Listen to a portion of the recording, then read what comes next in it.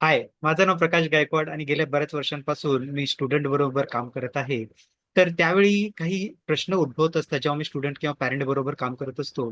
तर जसे की अभ्यास कसा करायला पाहिजे, आमचा स्कोरच काही येत नाही. पॅरेंटचा वेगळा प्रेशर असतो की आम्हाला मुलांचा स्कोर येत नाही, मुलांना इंटरेस्ट येत नाही अभ्यासामध्ये. मॅथ सारख्या सब्जेक्टमध्ये त्यांना आवड निर्माण होत नाही.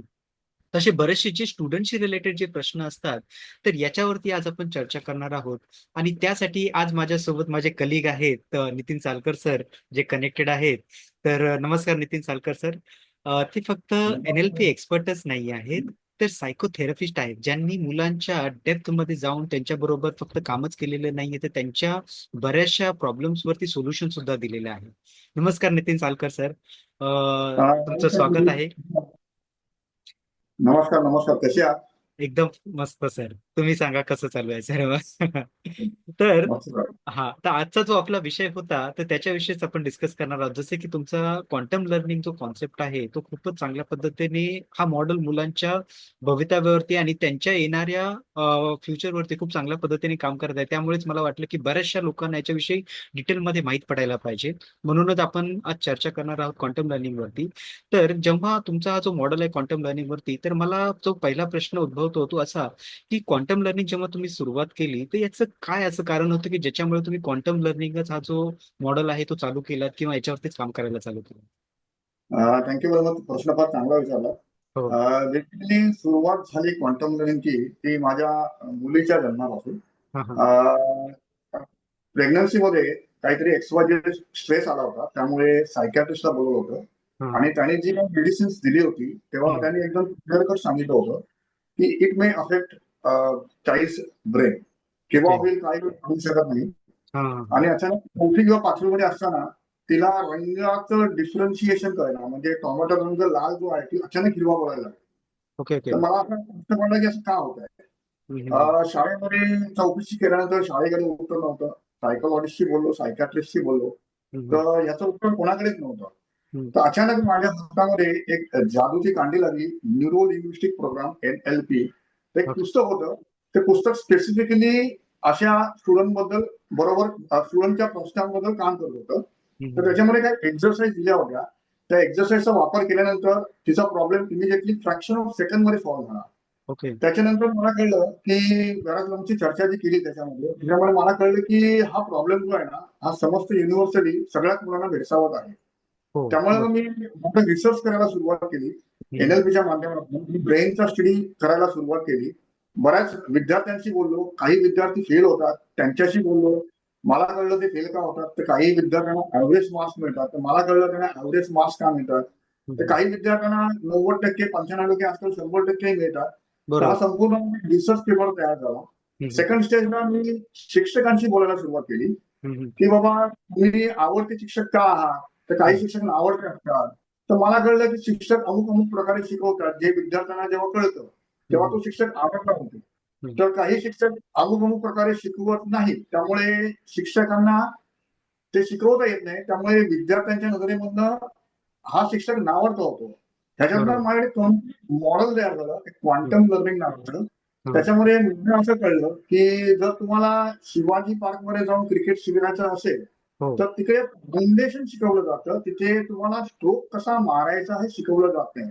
आता फाउंडेशन म्हणजे काय, तर उभं कसं राहायचं, डोळ्याची डोळे कसे ठेवायचे, खांदे कसे ठेवायचे, पायाची हम्म. रचना कशी असली पाहिजे, हे फाउंडेशन शिकवलं जातं. स्ट्रोक शिकवला जात नाही.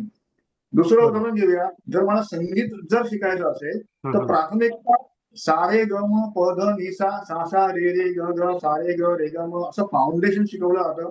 रागा शिकवल्या जातात. डायरेक्ट कुठल्याही प्रकारचं संगीत शिकवलं जात नाही. आपण अजून एक उदाहरण बघूया. हा हा. कार शिकवली, कार. तर कारचं फाउंडेशन जे होतं ते इंजिन होतं, इंजिन. हम्म. आणि त्याच्यानंतर फंडामेंटल झाले accelerator, brake, clutch, wheel, gear. हम्म. त्याचप्रमाणे मला कळायला लागलं की काही फाउंडेशनल गोष्टी ज्या आहेत त्या मुलांना शिकवल्या जात नाही, जे त्यांच्या लर्निंगसाठी उपयोगी पडणार आहे. काही फाउंडेशनल गोष्टी आहेत जे ज्या प्रकारे होमवर्क व्हायला पाहिजे हम्म. त्या जर शिकवल्या गेल्या तर होमवर्क फार सोपा होतो. काही फाउंडेशनल गोष्टी आहेत, परीक्षेला बसताना काय व्हायला पाहिजे एक्झॅक्टली, परीक्षेचा ताण हँडल कसा व्हायला पाहिजे, हम्म. असे काही हम्म. फाउंडेशन तयार झाले आणि काही फंडामेंटल्स तयार झाले. आता फॉर एक्झाम्पल फंडामेंटल म्हणजे एखादा जर मराठी माध्यमाचा जर विद्यार्थी असेल हा आणि हा. इंग्लिश जर शिकत असेल, हम्म. तर मराठीतनं इंग्लिश ट्रान्सलेट करा, इंग्लिशनं मराठीमध्ये ट्रान्सलेट करा, असं सगळं त्याचा खूप व्हायला लागला. मग बरोबर. ह्या फंडामेंटल्सवर कामाला सुरुवात केलं. हम्म. लोकांचं गणितावर पकड नव्हती, मग गणिताचं फंडामेंटल काय आहे ह्याच्यावर काम करायला सुरुवात केली. बऱ्याचशा लोकांचं रायटिंग जे असतं ते फास्ट स्लो असतं, मग ते हा. स्पीड रायटिंग कसं असतं या फंडामेंटल्सवर काम करायला सुरुवात केली. हम्म. अशा प्रकारे क्वांटम लर्निंगचा फाउंडेशन आणि फंडामेंटल हा कोर्स सुरू झाला. आणि ह्याच्यानंतर माझ्याकडे जे विद्यार्थी आले, पालक जे विद्यार्थ्यांना घेऊन आले, हम्म. त्यांना बेसिकली आपण लर्निंग डिसेबल म्हणतो. बेसिकली लर्निंग डिसेबल हा शब्द चुकीचा आहे. अच्छा अच्छा. तर त्यांना शिकता येत नव्हतं. तर हे मॉडेल्सवर ह्या विद्यार्थ्यांबरोबर मी काम करायला सुरुवात केलं आणि सरप्राइझिंगली मला फार रिझल्ट चांगला यायला लागला. हम्म. ज्या विद्यार्थ्यांना 0 मार्क्स मिळायचे, 2 मार्क्स मिळायचे, 4 मार्क्स मिळायचे, 5 मार्क्स मिळायचे, त्या विद्यार्थ्यांना चक्क 20 पैकी 20, 40 पैकी 40 आणि 80 पैकी 80 मार्क्स मिळायला लागले. आणि माझा कॉन्फिडन्स जो आहे हा बिल्ड झाला आणि अशा प्रकारे क्वांटम लर्निंग ह्या कन्सेप्टचा जन्म झाला.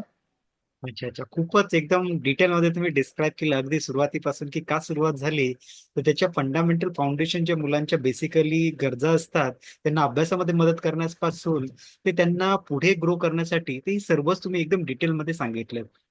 इकडे बोलत असताना तुम्ही अगदी डिटेलमध्ये सांगितलं ते फाउंडेशन फंडामेंटल्स वगैरे ते मुलांचे जर काही काम केलं तर त्यांना अभ्यासामध्ये इंटरेस्ट फक्त येत नाही तर ते अभ्यासामध्ये सुद्धा खूप चांगल्या पद्धतीने करायला म्हणजे त्यांना प्रोत्साहन मिळतं किंवा त्यांना मदत होते बेसिकली. तर याच्यावरती मला याच्याशी रिलेटेड एक प्रश्न आठवतो की सपोज जर काय आपण जर का त्यांच्या अभ्यास कसा करायचा त्याच्या फाउंडेशन आणि फंडामेंटल वरती जर का तुमचं मॉडेल काम करतं तर मुलांना जो स्ट्रेस येतो अभ्यासाचा किंवा पॅरेंटची जी अपेक्षा असते की बाबा मुलांनी असं करायला पाहिजे तसं करायला पाहिजे त्यामुळे मुलांना जो स्ट्रेस येतो अभ्यासाविषयी तर तुमचा जो मॉडेल आहे त्यांचा हा स्ट्रेस अभ्यास स्टडी रिलेटेड स्ट्रेस बोला अदरवाईज त्यांच्या दैनंदिन जीवनाच्या किंवा लोकांच्या अपेक्षेमुळे जो स्ट्रेस येतो याच्यामध्ये काही मदत होते का तुमच्या मॉडेलमुळे? ह्याच्यामध्ये महत्वाचा मुद्दा लक्षात घ्या की NLP मला एक गोष्ट शिकवली, कुठल्याही शब्दाचा अर्थ कळल्याशिवाय त्या शब्दाच्या हिशोबाने जे काय करायचं ते करू नका. बरोबर. त्यामुळे हो. पहिला म्हणजे आहे कॉन्फिडन्स आणि कॉम्पिटन्सी. हा हा. तर कॉन्फिडन्स म्हणजे काय की आय एम अवेअर, मला माहिती आहे की माझ्याकडे ही कॉम्पिटन्सी आहे. आणि हम्म. कॉम्पिटन्सी म्हणजे काय की मला विषय शिकता येतो, हम्म. मला होमवर्क करता येतो, मला जो मी होमवर्क केला आहे तो परीक्षेच्या काळामध्ये मला तो आठवतोय. ही जर कॉन्फिडन्सी जर वाढली हा तर हा. त्या स्ट्रेसचं मला कळायला लागलं. तरी सुद्धा लोकांच्या अपेक्षा, पालकांच्या अपेक्षा ह्यामुळे ताण येतो. तर या ताणावर पण मी काम करायला सुरुवात केली. आता बेसिकली ताण म्हणजे काय? तर ताण म्हणजे एखाद्या घटनेमध्ये मला जे काही परफॉर्म करायचं आहे, हा ते हा. परफॉर्म करण्यासाठी जो शरीरावर येतो म्हणजे कपाळापासून ते घसा सुकणं, छातीत धडधडणं, पोटामध्ये फुलपाखरं येणं. तर ह्या घाम येणं. ताणाचं हो. पण उत्तर मला ह्या ताणाचं पण उत्तर मला NLPने दिलं होतं. तर हम्म. अशा प्रकारे हे कॉम्प्रिहेन्सिव्ह मॉडेल तयार झालं, ज्याच्यामध्ये विद्यार्थ्यांच्या फिलिंग्स, विद्यार्थ्यांची इमोशन्स, विद्यार्थ्यांची कॉग्निटिव्ह अबिलिटीज आणि अकॅडमिक सोल्युशन्स हे नेमकं कसं शिकायचं, असं हम्म. एक कॉम्प्रिहेन्सिव्ह मॉडेल तयार झालं. हम्म. ओके. तर जसं तुम्ही सांगत होतात की खूपच म्हणजे डिटेलमध्ये मुलांचे सपोज जर का आपण त्यांच्यावरती त्यांना कसं अभ्यास करायला पाहिजे ह्या गोष्टी जर का कळायला त्यांना जर का माहित पडलं की आपल्याला या गोष्टी येत आहेत तर बेसिकली त्यांचा स्ट्रेस कमी होतो आणि त्याच्यामुळे त्याचं परफॉर्मन्स वाढू शकतं. तर यामुळे एकदम. आपल्याला असंही बोलता येऊ शकतं की त्यांचा जो कॉन्फिडन्स आहे जनरली कसं होतं की मुलांना कॉन्फिडन्स नसतो की मी हे करू शकतो का किंवा एक्झाममध्ये यायचं मला मी चांगला रिझल्ट आणू शकतो का एखादी गोष्ट सपोज त्यांना क्रिटिकल कुठला सब्जेक्ट वाटला किंवा कुठला पार्ट वाटला तर त्यांचा कॉन्फिडन्स नसतो आणि त्याच्यामुळे ते बहुतेक वेळेला ती गोष्ट अवॉइड करायला चालू करतात. तर याच्यावरती तुमचं काय मत आहे म्हणजे तुमचा जो हे आहे मुलांचा जो कॉन्फिडन्स आहे तो कॉन्फिडन्स वाढवण्यासाठी सुद्धा याची मदत होते का या मॉडेलची? हो का, आम्ही प्रत्येक मोमेंटला मुलाला त्याच्या कॉम्पिटन्सीची जाणीव करून देतो. बघ हा अभ्यास कसा करायचा आहे, बघ हा होमवर्क कसा करायचा आहे, बघ हा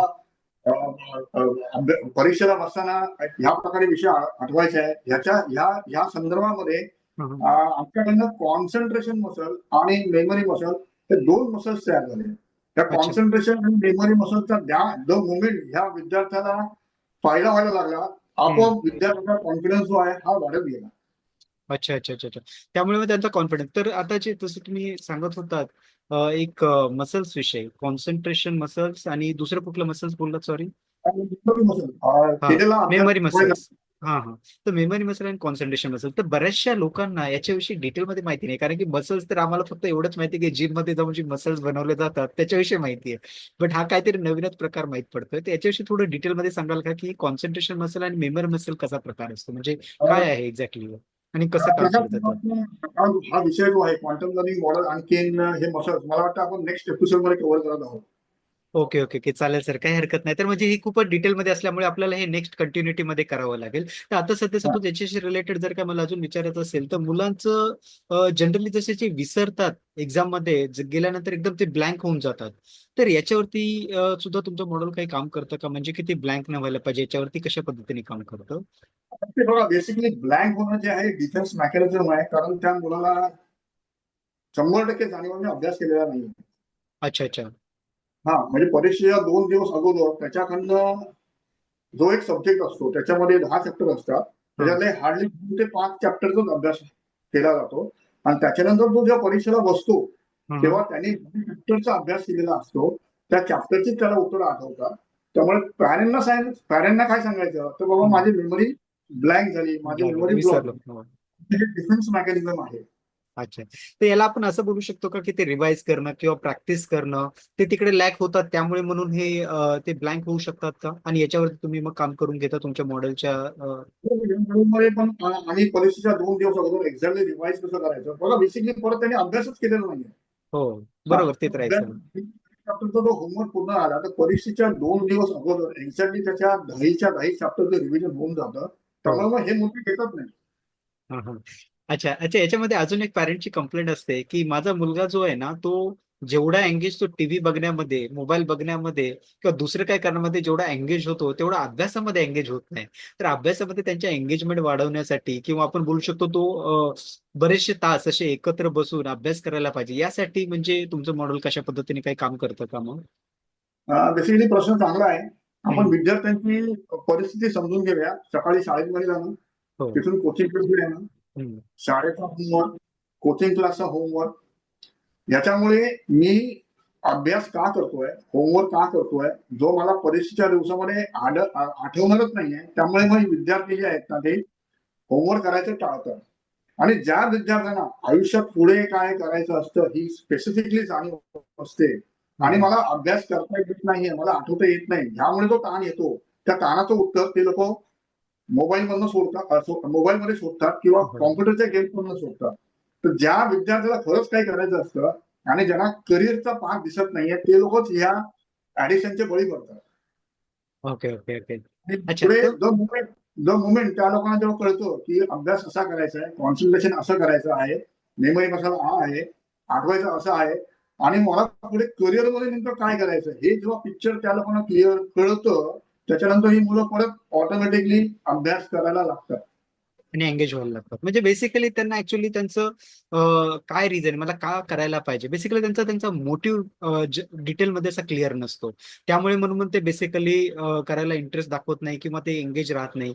तर याच्यावरती त्यांचा मोटिव्ह आपल्याला क्लिअर करायला पाहिजे का, म्हणजे की एक्झॅक्टली तुम्हाला काय तुमचा मोटिव्ह आहे, म्हणजे तुम्ही का अभ्यास करायला पाहिजे, सुरुवातीला त्यांचा मोटिव्ह किंवा त्यांना मोटिवेट करणं, याच्यावरती तुम्ही काही प्रकाश टाकू शकता की कशा पद्धतीने आपल्याला त्यांना मोटिवेट करायला पाहिजे किंवा त्यांचा मोटिव्ह कसा क्लिअर करायला पाहिजे, की जेणेकरून बरं ते परत अभ्यासला हो. कारण हा परत मोठा प्रश्न आहे मोटिव्ह आणि मोटिवेशन, परत आपण नेक्स्ट एपिसोड मध्ये घेतो. तरी सुद्धा ओके. त्यांना कुठलाही प्रश्न जेव्हा आम्ही विद्यार्थ्यांशी बोललोय तर हम्म. पहिलं एज्युकेशन सिस्टीम का आहे, शाळेत का जायचं, अभ्यास का करायचा, होमवर्क का करायचा, परीक्षेला का बसायचं, असे वेगवेगळे प्रश्न ह्यांना पडलेले आहेत. हा हा. बरं इतिहास का शिकायचं, भूगोल का शिकायचं, ह्या हम्म. प्रश्नांची उत्तरं क्लिअर कट त्यांना मिळत नाही. तोपर्यंत हा विद्यार्थी हा मोटिवेटेड राहत नाही. आणि द मोमेंट त्यांना जेव्हा कळतं त्या प्रत्येकाचा संबंध पुढील करिअरशी आहे, त्या मोमेंटला ही मुलं परत अभ्यासामध्ये एंगेज होऊन जातात. अच्छा. तर जेव्हा आता तुम्ही बोलताय की करिअर जर का त्यांना क्लॅरिटी असेल, जसं की मोठी आपण जर का ऍज अ करिअर किंवा त्यांना त्यांच्या पुढच्या आयुष्यामध्ये काय त्यांचं साध्य होणार आहे या गोष्टी जर का क्लिअर केल्या, तर ते मोस्टली म्हणजे इंटरेस्ट घ्यायला चालू करतात. तर मग हा जो तुमचा प्रोग्राम आहे तो बेसिकली कोणासाठी डिझाईन आहे, म्हणजे करिअर म्हटलं तर जे थोडेसे एजने जास्त आहेत किंवा आपण बोलू शकतो की 9वी 10वी 11वी 12वीच्या नंतरची मुलं की अगदी लोअर ग्रेडच्या मुलांना सुद्धा आपण अशा पद्धतीने काही मोटिव्ह क्लिअर करू शकतो की त्यांना काय वेगळ्या पद्धतीने सांगायला पाहिजे, म्हणजे कशा पद्धतीने तुमचं मॉडेल यांना ही क्लॅरिटी आणून देतं. छोटे मुलं असेल तर कसं, मोठे मुलं असेल तर कसं, तर कशा पद्धतीने ही क्लॅरिटी केली जाते म्हणजे. बेसिकली बघा, हे मॉडेल जे आहे हे किंडर गार्डन पासून हा हा. 10वीतली मुलं आम्ही घेत नाही, 12वीतली मुलं घेत नाही, कारण एक्सेस ताण असतो. अच्छा अच्छा. आणि त्याच्यानंतर ग्रॅज्युएशनची मुलं, माझ्याकडे डॉक्टर सुद्धा आले होते, लॉयर सुद्धा आले होते, चार्टर्ड अकाउंटंट सुद्धा आले होते. ओके आणि ओके. एम्प्लॉई, त्यामुळे पुढे प्रमोशनसाठी काहीतरी शिकायचं आहे. आणि बिझनेसमन, आंतरप्रुनर्स जे हम्म. माझ्याकडे येतात त्यांना पहिला मी हाऊ टू लर्न हा प्रोग्रामच शिकवतो. कारण त्यांना पुढे मार्केटिंग शिकायचं आहे, सेलिंग शिकायचं आहे, बऱ्याच गोष्टी शिकायच्या आहेत. त्या जर हम्म. त्यांना शिकतात जर आलं नाही, हम्म. तर पुढे त्यांना व्यवसाय चालवता येत नाही. ह्या पण गोष्टी त्या उद्योजकाला कळल्या आणि मला पण कळल्या. त्यामुळे 5 वर्षापासून ते हम्म. पुढे, ज्यांना आयुष्यात पुढे काहीतरी करायचं आहे, तर प्रत्येकासाठी हा प्रोग्राम आहे. याच्यामध्ये सर्वात महत्वाचा मुद्दा असा आहे की जर आपण रिव्होल्युशनचा जर विचार केला, हम्म. तर इन्फॉर्मेशन टेक्नॉलॉजी नंतरच्या रिव्होल्युशनमुळे जे काही बदल होणार आहे, ते हम्म. बदल तुम्हाला परत शिकावेच लागणार आहे. त्यामुळे बरं. शिकणं ही एक अविरत अविरत प्रक्रिया बनलेली आहे. आपण जसं म्हणतो वाचाल तर वाचाल, तसे तुम्ही शिकाल तर वाचाल, असा हा मुद्दा आता उपस्थित होतो आहे. बरोबर. खूप छान पद्धतीने सांगितलं की कशा पद्धतीने म्हणजे त्यांना कुठल्या प्रोफेशनलसाठी. तर आपण असं बोलू शकतो की अगदी लहान मुलांपासून ते प्रोफेशनल्स किंवा जे कामाला लागलेले आहेत ऑलरेडी, फक्त ते स्कूल, कॉलेजेस किंवा अकॅडमिक मुलांशीच लिमिटेड नाहीये. तर जे प्रोफेशनल वर्किंग आहेत त्यांना सुद्धा त्यांचा इंटेलेक्ट वगैरे क्लिअरिटी जर का मिळाली, तर त्यांना त्यांच्या आयुष्यामध्ये खूप चांगल्या पद्धतीने परफॉर्म करता येऊ शकतो. तर हा प्रोग्राम जो आहे बेसिकली, हा मॉडेल जो आहे तो त्यांच्यासाठी सुद्धा खूपच फायदेशीर ठरू शकतो. तो सपोज जर काय कोणी तुमच्याकडे हा मॉडेल साठी आलं किंवा त्यांनी जर काय जॉईन केलं, तर अशा केसमध्ये साधारण असा कितीचा कालावधी लागतो त्यांना काही इम्प्रुव्हमेंट दिसण्यासाठी किंवा त्यांच्या आयुष्यामध्ये काय बदल येण्यासाठी? तर एक कालावधी रफली टेंटेटिव्ह काय असू शकतो मिनिमम? हा बघा, कालावधी असा आहे ना, आमचा अनुभव असं सांगतोय की काही विद्यार्थी एका दिवसात शिकतात, ओके. काही विद्यार्थ्यांना 1 ते 3 महिने लागतात. हम्म. त्यामुळे आम्ही हे मॉडेल जे आम्ही स्टेजेसमध्ये बनवलेलं आहे, स्टेज 1 मध्ये आम्ही त्यांची इंद्रिय मजबूत करतो. अच्छा. स्टेज 2 मध्ये जशी इंद्रिय मजबूत होईल, त्या इंद्रियांचा वापर करून अभ्यास कसा शिकायचा हम्म. यावर आम्ही काम करतो. हा आणि हा. त्याच्यानंतर स्पेसिफिकली सब्जेक्ट जे असतात, हम्म. त्या सब्जेक्टच्या हिशोबाने मला सब्जेक्ट मधलं मला काय स्पेशलाइज नॉलेज हवे असेल, हा ते हा. तिसऱ्या स्टेजमध्ये त्याच्यावर आम्ही काम करतो. ऑब्व्हियसली आपण एक क्वांटम लर्निंग मॉडेलमध्ये पुढच्या एपिसोडमध्ये बोलतो. Okay okay. तर हे तुमचं मॉडेल बेसिकली 3 स्टेजेस मध्ये, जे आपण की येणाऱ्या नेक्स्ट एपिसोडमध्ये किंवा आपण जेव्हा कंटिन्यू करू तर त्यावेळेला थोडं डिटेलमध्ये डिस्कस करूयाच. तर आता मला अजून एक प्रश्न थोडासा याच्याशी रिलेटेड, म्हणजे जर काय तो जास्त मोठा असेल तर आपण नेक्स्ट एपिसोडमध्ये सुद्धा घेऊ शकतो, बट आता मला थोडं एक जस्ट माहिती करून घ्यायची होती की मुलांचा जो वेळ वेस्ट होतो, म्हणजे बहुतेक वेळेला जेव्हा ते अभ्यासाला बसतात तर त्यांचं लक्ष नसतं अभ्यासामध्ये, इकडे तिकडे बघत असतात किंवा अभ्यास करतात तर बऱ्याचशा गोष्टी त्यांना क्लिअर नसतात, मग त्यामुळे त्यांना अभ्यास करण्यासाठी बराचसा वेळ लागतो. तर या तुमचा जो मॉडेल आहे तो मुलांचा कुठल्या तरी पद्धतीने त्यांना टाइम मॅनेजमेंटसाठी बोलू शकता, नाहीतर त्यांचा वेळ वाचवण्यासाठी कशा पद्धतीने मदत करू शकतो का? बघा, नुसतं टाइम मॅनेजमेंट हा प्रश्न नाहीये. त्याच्यामध्ये टाइम मॅनेजमेंट, ऍक्टिव्हिटी मॅनेजमेंट, मला काय काय करायचं, आणि व्हॅल्यू मॅनेजमेंट ओके. कशाला महत्त्वाचं? तर टाइम मॅनेजमेंट हा फार क्रुशियल प्रश्न आहे हा हा. की सकाळी उठल्यानंतर ते रात्री झोपेपर्यंत काय काय करायचं. हम्म, हम्म. ऍक्टिव्हिटी मॅनेजमेंट म्हणजे होमवर्क करायचा आहे, रिव्हिजन करायचं आहे, ह्या 2 ऍक्टिव्हिटी महत्वाच्या आहेत. बरोबर, हा. त्यांना खाली खेळायचं आहे, त्यामुळे आम्ही खाली घेऊ नका असं आम्ही बोलत नाही. त्यामुळे हम्म, या हम्म. ऍक्टिव्हिटी करा आणि खाली खेळायला जा. आणि आजकाल बरेचसे पालक असे म्हणतात की मग आम्ही हे शिकू का, मग आम्ही ते शिकू का. त्याचं उत्तर हो आहे. ऍक्टिव्हिटी मॅनेजमेंट मध्ये जर बसत असेल तर त्या मुलांना नक्कीच शिकवा. आणि व्हॅल्यू मॅनेजमेंट म्हणजे हम्म, कशाला महत्व द्यायचं, या संदर्भात आम्ही मुलांशी सतत चर्चा करत असतो. बाबा, तुला महत्वाचं काय हे तुला ठरवायचं, आम्ही नाही ठरवणार. आणि हम्म. हे सतत थांबून केल्यामुळे मुलाला कळतं की आता जे मी क्वांटम लर्निंग शिकतो आहे ते फार महत्वाचं आहे. त्यामुळे आपोआप त्या मुलांचा वेळ जो आहे ना, हा टाइम मॅनेजमेंट कसा करायचा, सरप्राइझिंगली जी मुलं अर्धा तास 1 तास अभ्यास करत नव्हती, त्यांना हा विषय कळल्यामुळे ते आता जवळ 3 ते 5 तास डेली अभ्यास करत आहेत. हो. अच्छा, तर मग बेसिकली जर का आपण त्यांना एकदम क्लॅरिटी दिली की बाबा तुमचं ऍक्टिव्हिटी केव्हा असलं पाहिजे किंवा तुमचं खेळायचा वेळ काय आहे, तुमचा अभ्यासाचा वेळ काय आहे, याला जर का आपण डिटेलमध्ये व्यवस्थित त्यांना एक मॉडेलच्या पद्धतीने किंवा जर का डिटेलमध्ये त्यांना जर का डिस्क्राईब करून दिलं किंवा त्यांना माहिती करून दिलं की कशा पद्धतीने वेळ तुम्ही डिवाइड करू शकता, तर त्यांना खूपच मदत होऊ शकते टाइम मॅनेजमेंटसाठी, आणि तुमचं मॉडेल बेसिकली त्याच्यावरती काम करतंच. तर हा जो प्रोग्राम आहे तर हा मुलांना त्यांचं फक्त म्हणजे वेळ मॅनेजमेंटसाठीच नाही तर त्यांच्या इम्प्रुव्हमेंट पासून त्या सर्वच गोष्टीमध्ये त्यांना खूप चांगल्या पद्धतीने मदत करत आहे, हे तर मला आता जाणवतच आहे. तर हे करत असताना मला अजून एक तुम्हाला असा प्रश्न विचारायचा होता, की मुलं जसं आता एंगेजमेंट तुम्ही सांगत होतात, की एंगेज होऊ शकतात किंवा त्यांचा कॉन्फिडन्स वाढू शकतो. या सर्व गोष्टी करत असताना त्यांचा स्ट्रेस सुद्धा कमी होतो आणि सगळ्याच पद्धतीने त्यांना मदत होतच आहे. त्याच्यामध्ये त्यांचा स्कोर इम्प्रूव्ह होऊ शकतो का एक्झाममध्ये? तर याच्यावरती तुम्ही काही सांगू शकता का, की सपोज जर का आपण एवढं सर्व ऍक्टिव्हिटी करतो, तुमचं मॉडेल खूपच पद्धतीने मदत करत आहे मुलांना त्यांचा इंटेलेक्ट डेव्हलप करण्यासाठी किंवा त्यांना अभ्यासाची रुची निर्माण करण्यासाठी सर्व गोष्टीमध्ये, तर त्याच्यामध्ये त्यांचा जो आहे स्कोर इम्प्रूव्ह होऊ शकतो का? कारण की पॅरेंटला शेवटी जो आहे आउटकम कुठेतरी म्हटलं तर स्कोर इम्प्रूव्ह झाला तर त्यांना आउटकम दिसतो. तर तुमचं याच्यावरती काय मत आहे किंवा तुमचं मॉडेल कशा पद्धतीने मदत करतं? स्कोर जर तुम्ही म्हटलात तर ऑब्व्हियसली जर मला अभ्यास करता येतो आणि मला जर अभ्यास आठवता येतो तर ऑटोमॅटिकली स्कोर इम्प्रूव्ह होतो आणि मुलं 40 पैकी 40, 80 पैकी 80 मार्काला पोहोचलेली आहे. हा. पण महत्वाचा मुद्दा असा आहे, मी पॅरेंटला प्रत्येकाला सांगतो, की तुम्ही जेव्हा 100 पैकी 100 मार्क्स मिळवता मेरिटमध्ये आणि हम्म. तुम्ही नंतर करिअरच्या मागे जाता, तर करिअरमध्ये तुम्हाला नोकरी करायची किंवा व्यवसाय करायचे आहे, तर दोन्ही ठिकाणी स्कोर हा महत्वाचा नाहीये. बरोबर. महत्वाचं जे आहे ना, की मी हा जो स्कोर केला आहे, त्याचा कॉन्फिडन्स आणि कॉम्पिटन्सी ह्या दोन गोष्टीचा अवेअरनेस आम्ही सतत त्यांना हॅमर करत असतो. त्यामुळे स्कोर हा महत्वाचा आहे. जर तुम्हाला चांगलं कॉलेज हवं असेल, तर स्कोर पाहिजेच आहे. हो. परंतु स्कोर हे आमचं आउटकम नाहीये. त्यांचं मेंटल डेव्हलपमेंट, त्यांचं इमोशनल डेव्हलपमेंट, त्यांचं कॉग्निटिव्ह डेव्हलपमेंट, त्यांचं अकॅडमिक डेव्हलपमेंट, त्यांचं व्हॅल्यू डेव्हलपमेंट हा आमच्यासाठी महत्वाचा मुद्दा आहे. ह्या जर सगळ्या डेव्हलपमेंट झाला, तर ऑटोमॅटिकली स्कोर हा वाढला जातो. त्याचं क्लासिक एक्झाम्पल म्हणजे कोच जो आहे कोच, क्रिकेटचा कोच, तो हम्म. सगळं शिकवतो. त्याच्यानंतर 100 वर पण आउट होतो आणि शून्यावर पण आउट होतो. पण हम्म. शून्यावर आउट झाल्यानंतर हा क्रिकेटर, हा बॅट्समन कधीही डिप्रेशन मध्ये जात नाही. तो बाउन्स बॅक होतो.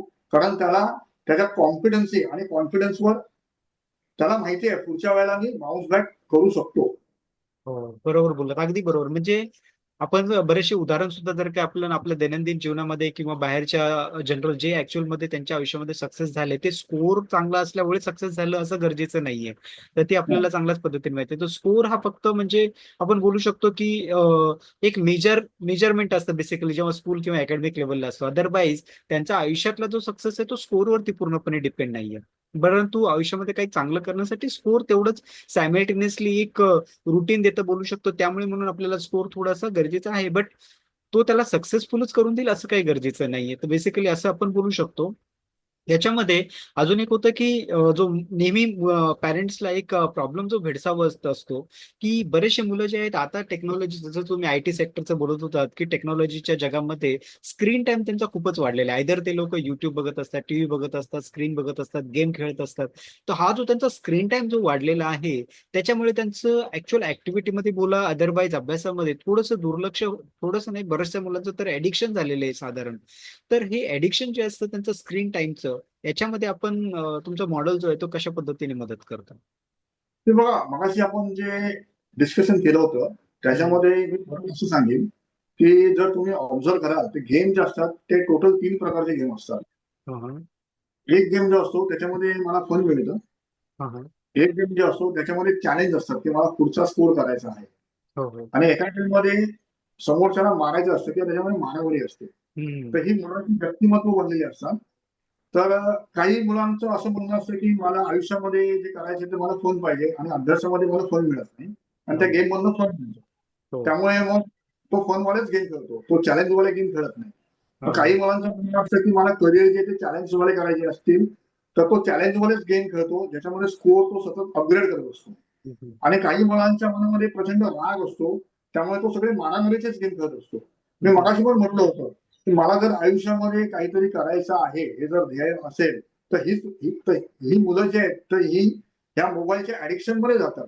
त्यामुळे जर तुम्ही ऑब्झर्व्ह केलं, की नेमका कुठला गेम खेळतो आहे आणि करिअर पाथ त्याप्रमाणे जर आपण त्याला डिझाइन करून दिला, तर ॲडिक्शन पण हळू कमी व्हायला लागतं आणि अचानक मोबाईल बंद म्हणत नाही. पण मोबाईलचा वेळ जो आहे, हा कमी व्हायला लागतो. अच्छा अच्छा अच्छा. तर जसं आता तुम्ही याच्या इंटरलिंक बोललात की करिअर त्यांना जर का आपण प्रॉपर म्हणजे डिझाईन करून दिलं किंवा त्यांना माहित करून दिलं की एक्झॅक्टली त्यांना काय करत आहेत, ते काय बघत आहेत, गेम कुठल्या टाईपचा खेळत आहेत, आणि त्या हिशोबाने त्यांचं जर का आपण करिअरच्या हिशोबाने जर का त्यांना गायडन्स केलं तर ते राईट डायरेक्शन मध्ये काम करायला लागतं. तर तुमचा मॉडेल हा करिअर डिसाईड करण्यासाठी सुद्धा मदत करतो का मुलांना? ह्याच्यामध्ये एक गोंधळ असा आहे की जेव्हा 10वी ची परीक्षा होते तेव्हा हम्म, आर्ट, कॉमर्स आणि सायन्स हम्म, याच्यावर जास्त करून भर दिला जातो. तर करिअर म्हणजे काय ह्याच्यावर भर दिला जात नाही. तर अच्छा. करिअर म्हणजे काय, तर चरितार्थाचं साधन म्हणजे काय, तर नोकरी किंवा बिझनेस हम्म, ह्याच्यावर 15वी नंतर सुद्धा विचार केला जात नाही. त्यामुळे करिअर इंटेलेक्ट जसं क्वांटम लर्निंग डेव्हलप झालं तसं करिअर इंटेलेक्ट नावाचं एक मॉडेल तयार झालं आहे. अच्छा. त्याच्यामध्ये तुमची जे इंटेलेक्ट आहे हम्म, हे त्याप्रमाणे तुम्हाला नोकरी करायची आहे तर इंटेलेक्ट घेऊन तुम्हाला नोकरीमध्ये कसं यशस्वी व्हायचं आहे हम्म, किंवा तुम्हाला जर बिझनेस करायचा असेल तर हे इंटरनेट घेऊन बिझनेसमध्ये कसं यशस्वी व्हायचं आहे ह्या पण चर्चा आम्ही मुलांशी करत असतो. आणि तो मोमेंट हा फोकस जेव्हा क्लिअर होतो हा त्या हा. मोमेंटला मुलाचा अभ्यासाचा वेग जो आहे हा अजून वाढतो. अच्छा. तर म्हणजे बरंचसं मॉडेल जो आहे तो पूर्ण अगदी त्याच्या सुरुवातीपासून करिअर पासून ते त्यांच्या करिअर पासून तर त्यांना त्यांच्या लाईफ लॉंग स्किल्स पर्यंत तुमचा मॉडेल जो आहे तो पूर्णपणे सर्वच ऍक्च्युली आपण बोलू शकतो मदत करतो. तर आजचं जे डिस्कशन आहे ते खूपच डिटेलमध्ये आपलं झालेलं आहे, आणि पॅरेंट्सचे जे बरेचसे प्रश्न असतात की बाबा माझा मुलगा होमवर्क करत नाही किंवा माझा मुलगा स्क्रीन खूप वेळ घालवतो किंवा माझ्या मुलाचा स्कोर येत नाही, तर बरेचसे प्रश्न त्यांचे सुटलेच असावेत. बट याला अजून आपण डिटेलमध्ये नेक्स्ट आपल्या एपिसोडमध्ये डिटेलमध्ये डिस्कस करूया की व्हॉट इज क्वांटम लर्निंग, त्याचे स्टेजेस कसं आहेत, आणि जसं आता तुम्ही थोडक्यात सांगत होतात की करिअर त्यांचं डिसिजन घेण्यासाठी मदत करतं किंवा तुमचा जो करिअर इंटेलेक्ट मॉडेल जो आहे त्याच्याविषयी आपण येणाऱ्या एपिसोडमध्ये डिटेलमध्ये डिस्कस करूया. आणि आजचा जो एपिसोड होता तो खरोखर मला तर खूपच म्हणजे वाटलं की बऱ्याचशा गोष्टी मला नवीन नवीन माहिती पडल्या आज, तसेच बऱ्याचशा लोकांना सुद्धा माहिती पडल्या असाव्यात असं अपेक्षा आहे.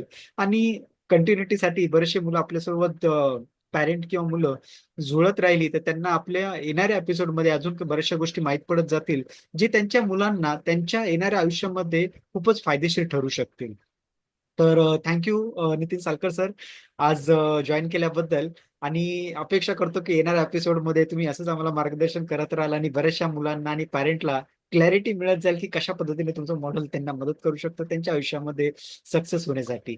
तर जर का शेवटची काही टिप किंवा काही जर का सांगायचं असेल तर एक लाईन मध्ये तुम्ही सांगू शकता जे मुलांना त्यांना प्रोत्साहित करेल पुढचे एपिसोड सुद्धा बघण्यासाठी आणि आपल्या मॉडेलसाठी समजण्यासाठी सुद्धा थोडंसं थोडक्यामध्ये.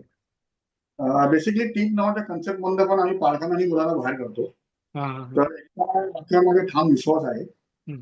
If I can't learn the way you teach, हा हा. तुम्ही ज्या प्रकारे शिकवता त्या प्रकारे जर मी शिकत नसेल तर कुड you teach me the way I learn, म्हणजे मी ज्या प्रकारे शिकतो त्याप्रमाणे तुम्हाला शिकवता येईल का. ह्या कल्पनेमधनं ह्या बिलीफमधनं ह्या क्वांटम लर्निंगचा जन्म झालेला आहे. हा हा. त्यामुळे मुलं चॅलेंजिंग जॉब आहे आणि आम्ही मुलांना चॅलेंजेस घ्यायला शिकवतो आणि give the world the best you have and हा the best in the world will come back to you. त्यामुळे आम्ही मुलांना सतत प्रोत्साहित करत असतो हा. की जे काय करायचं आहे ते बेस्ट करा, त्याचा बेस्ट करा, त्याचा बेस्टेस्ट करा, त्याचं बेस्टर करा. त्यामुळे टीप म्हणता येणार नाही पण हा जर तुम्ही मूलमंत्र अंगी बाणवला हम्म. तर सक्सेस आणि सस्टेन याची चिंता तुम्हाला अजिबात करावी लागणार नाही. बरोबर बोललात, अगदी बरोबर सर. बऱ्याचशा मुलांचं अपेक्षा तर तीच असते, आपल्याला नकळत ऍक्च्युअल मध्ये आपण ज्या गोष्टी त्यांच्यावरती लादत असतो ते ऍक्च्युअल मध्ये नसतात, कारण की त्यांना वाटत असतं की हा जो शिकवतोय मला समजत नाहीये, आणि मुलांची अपेक्षा असते की बाबा मला समजेल तसं तुम्ही शिकवू शकता का, परंतु ते क्लिअरली त्यांनाही ते सांगता येत नाही आणि आपल्यालाही समजून घेता येत नाही बहुतेक वेळेला. बट तुमचं मॉडेल जर का त्याच्यासाठी मदत करत असेल तर डेफिनेटली खूपच सर्व लोकांना मदत होऊ शकते. तर आजचा एपिसोड आपण इथेच थांबूया आणि कंटिन्युटीमध्ये नेक्स्ट एपिसोडमध्ये या गोष्टीला अजून आपण डिटेलमध्ये डिस्कस करूया.